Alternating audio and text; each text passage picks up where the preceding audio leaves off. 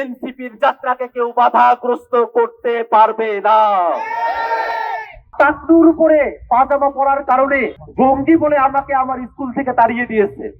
আপনাদের দিনাজপুরের এক ভুক্তভোগীর কথা শুনি। আজ দিনাজপুরে পৌঁছার পরে একজন সাবেক প্রিন্সিপাল, সাবেক বললাম এই কারণে তিনি এখন আর প্রিন্সিপাল নাই, তিনি আমার কাছে এসে বললেন, ভাই শুধু দাড়ি আর টাকনুর উপরে পাজামা পরার কারণে জঙ্গি বলে আমাকে আমার স্কুল থেকে তাড়িয়ে দিয়েছে। এই ছিল শেখ হাসিনার বাংলাদেশ, এই ছিল আওয়ামী লীগের বাংলাদেশ। বাংলাদেশের মুসলমানরা সামান্য দাড়ি রাখার কারণে, টাকনুর উপরে পাজামা পরার কারণে মিথ্যাভাবে জঙ্গি ট্যাগ দিয়ে বাংলাদেশের মুসলমানদেরকে নিপীড়ন করেছে শেখ হাসিনা।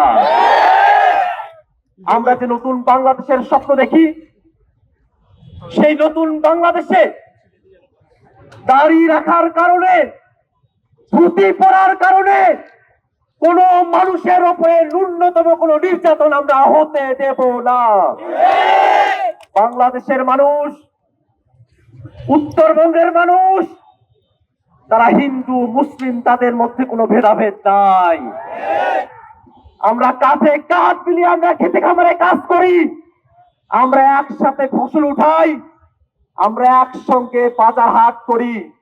বাংলাদেশের মানুষের মধ্যে সাম্প্রদায়িকতার বীজ ঢুকিয়ে যদি কেউ অনৈক্য তৈরি করতে চায়, বাংলাদেশের সকল ধর্মের মানুষ আমরা সকলে ঐক্যবদ্ধভাবে সেই ষড়যন্ত্রকে আমরা মোকাবেলা করবো ইনশাআল্লাহ। বাংলাদেশের একমাত্র স্মার্ট সিটি বসুন্ধরা এখন আরো নিরাপদ, আধুনিকতায় আরো এক ধাপ এগিয়ে। আজকে শহীদ পরিবারের সঙ্গে কথা বলছিলাম।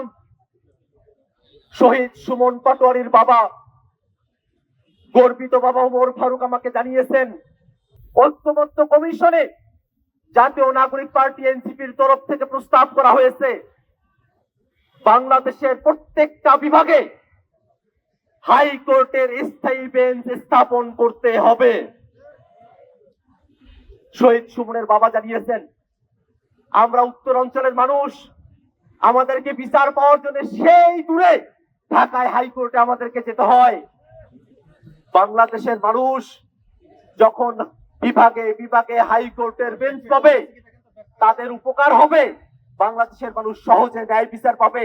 এই সংস্কারের কথা বাংলাদেশের শহীদ পরিবারে ওই ঢাকা থেকে কতশো কিলোমিটার দূরে দিনাজপুরের মানুষের কাছেও সংস্কারের বার্তা পৌঁছে গিয়েছে।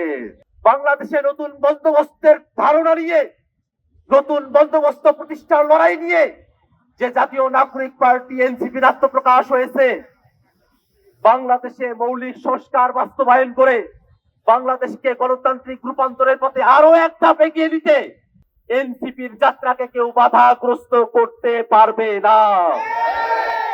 এনসিপির এই যাত্রা পথে উত্তরাঞ্চলের দিনাজপুরের মানুষেরা, আমরা যারা এখানে উপস্থিত আছি, আমরা যারা দিনাজপুরের বিভিন্ন জায়গা থেকে এই অনুষ্ঠানকে ফলো করছি, আমরা প্রত্যেকে এনসিপির এই যাত্রার সঙ্গে কাঁধে কাঁধ মিলিয়ে আমরা আমাদের লড়াই চালিয়ে যাব ইনশাআল্লাহ।